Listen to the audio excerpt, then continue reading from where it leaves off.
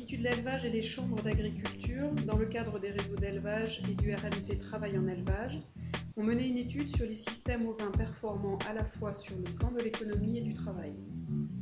Loin d'être monolithiques, les résultats montrent une grande diversité de systèmes et de solutions.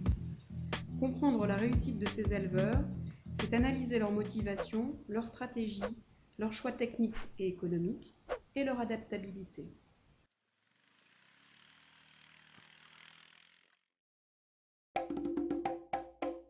Quelles que soient les options retenues, un facteur convergent du succès de ces éleveurs est le soin qu'ils apportent à la réflexion stratégique et à la planification de leur système d'exploitation. Ils ont aussi en commun de savoir profiter de toutes les opportunités de souplesse pour adapter et faire évoluer leur système. Pierre Delhomme est éleveur de 500 brebis dans la Nièvre. Son parcours d'installation et d'évolution est fait d'opportunités qu'il a su saisir. Mais alors déjà, l'agrandissement, il s'est fait pas par choix, il s'est fait par opportunité. Les beaux-parents ont lâché un peu de terrain dans les années 90 et puis progressivement pour arrêter dans les années 94, 95, à peu près. Et l'opportunité, ça s'est trouvé d'une exploitation donc à 2 km qui était pour racheter. Et l'opportunité est justement de passer en bio par agrandissement des surfaces, uniquement. Le mouton, oui, parce que de par son investissement en capital, une rotation rapide des capitaux, donc les investissements assez légers à l'époque, fait que c'est un animal qui rentabilisait très vite, en même pas une année, son achat. On en est toujours là. La réussite de ces éleveurs repose aussi sur le fait qu'ils savent ce qu'ils aiment et veulent faire, tout en connaissant bien leur environnement technique, économique et administratif. Ainsi, Christophe Madet peut-il assumer une période de mise bas très groupée et ainsi vendre au meilleur moment pour lui par rapport à la demande de la filière. Christophe Madet est à la tête d'une exploitation de 215 hectares. Il élève 900 brebis et une quarantaine de vaches allaitantes. C'est un chef d'entreprise, mais c'est avant tout un passionné du mouton. La majorité de mes agneaux sont produits l'été et je viens avec ces agneaux sur le marché pour la filière qui en a davantage besoin juillet-août, alors que d'autres régions de production en France produisent l'hiver, comme l'Aveyron par exemple. Donc je n'ai pas la nécessité de produire des agneaux toute l'année qui m'apporterait une contrainte réelle et une astreinte réelle toute l'année. Voilà. J'ai fait ce choix de produire, de concentrer les agneulages, de concentrer mes ventes et de ce fait-là d'avoir une période, je dirais entre guillemets, de repos qui se situe de septembre à décembre, aussi pour remettre en état l'exploitation. Les bons choix, c'est donc, comme on l'a vu, avoir une réflexion globale, mais qui intègre le revenu. Ça fait partie d'une liberté de vie aussi, la qualité de vie, donc ça on y revient aussi. Avec ses contraintes, bien sûr, ça il ne faut pas se le cacher. Ben, il faut quand même qu'il y ait un revenu pour avoir un art de vivre, parce que s'il n'y a pas de revenu, on ne va pas en parler. Bien sûr. D'accord. C'est normal. Ben, oui, oui. Non, parce que ça c'est comme pratiquer l'agriculture biologique, mais dire on est en bio et puis si ça ne plaît pas derrière, c'est pas la peine, quoi. Chacun utilise des leviers différents pour renforcer l'efficacité et les performances de son système, et il y a bien évidemment différentes façons de procéder. Par exemple, si on met en regard d'une part productivité du troupeau et du travail de l'éleveur et d'autre part charge de production, les éleveurs témoins illustrent des façons de faire très contrastées. Pierre, avec l'expérience, a pris beaucoup de recul par rapport à ses résultats techniques et il sait également apprécier les risques. Maintenant, il recherche une conduite beaucoup plus souple qui lui est permise par une situation économique saine. Voilà. Il recherche une certaine autonomie alimentaire et puis il cherche également à réduire son temps de travail en attendant de céder son exploitation à un jeune. Oui, parce qu'en rapport à ça, il y a une productivité de 1,1 qui n'est pas énorme, mais qui est compensée par un manque de toute charge, une concentration des charges opérationnelles d'alimentation. C'est un choix et puis on a... Par rapport aux investissements. Par rapport aux parce que investissements. Sinon, c'était une bergerie moderne. Christophe Madet, quant à lui, a fait le choix d'investir dans des bâtiments et des équipements. L'avantage du bâtiment, je peux aussi retourner, même quand il fait nuit, surveiller les agnelages. Et de ce fait, j'ai des résultats de productivité aussi meilleurs grâce au bâtiment. Mais du fait de l'importance du troupeau, je suis plus efficace. J'ai des lots de 50 à 100 brebis, ce qui fait que quand j'interviens sur un lot, je pense être plus efficace.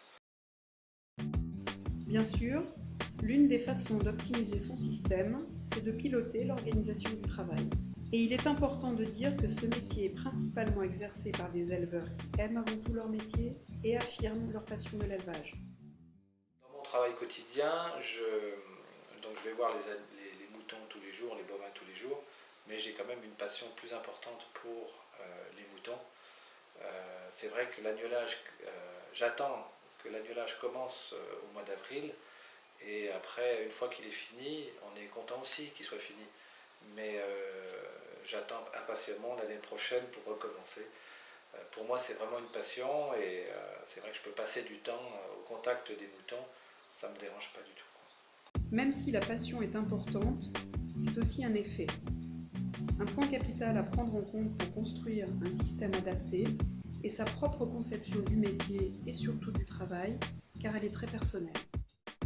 Quand on va voir les bêtes, c'est pas une contrainte de travail, c'est une promenade. Non, mais attendez, si on rentre aller voir les bêtes, si on passe 1 heure ou 2, est-ce que c'est vraiment du travail? Voilà. Moi, le travail, c'est un peu ce qui a trait à contrainte obligatoire.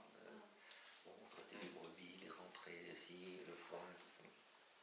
Mais c'est vrai que quand on va voir les brebis, le matin, on peut prendre le temps. On le prend de toute façon. Être éleveur, ce n'est pas forcément tout.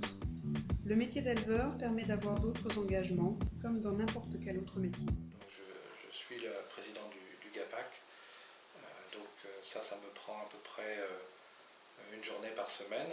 Donc ça, grâce aux salariés, je peux me libérer et avoir cette activité-là. D'autre part, à des périodes où le travail est plus important, le salarié est présent, et à d'autres périodes où le temps de travail est plus calme,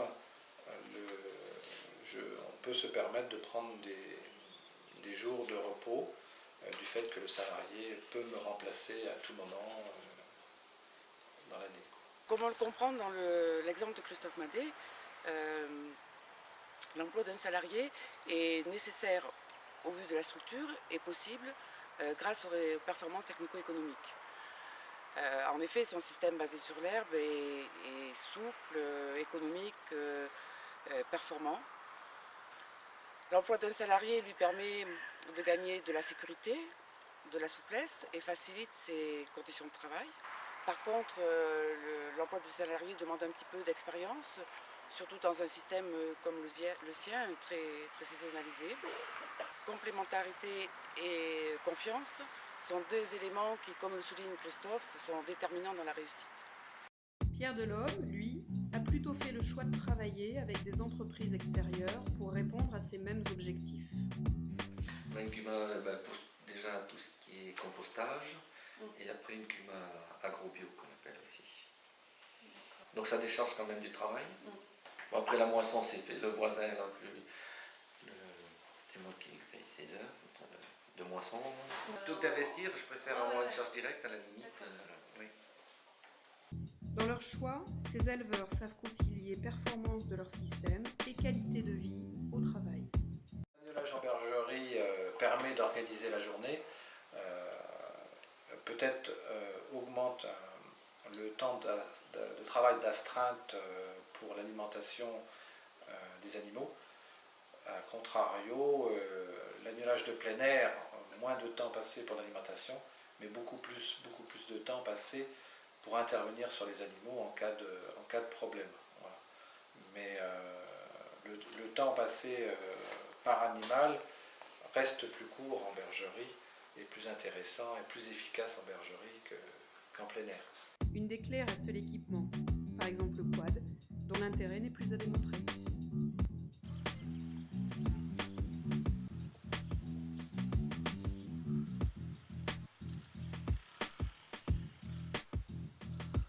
Depuis à peu près 7 ans, j'utilise un quad pour la surveillance des animaux.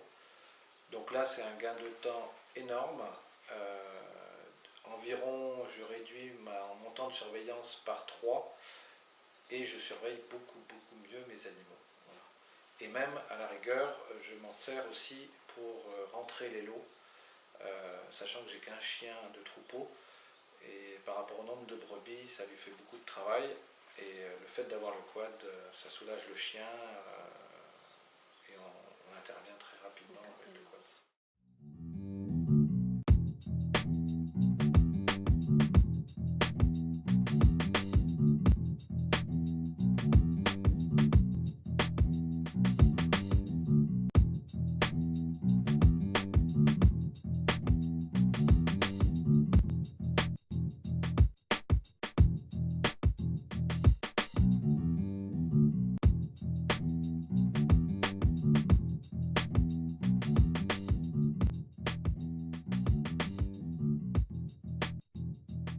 Les facteurs de succès reposent sur les éléments que nous avons décrits ici, mais sur bien d'autres également.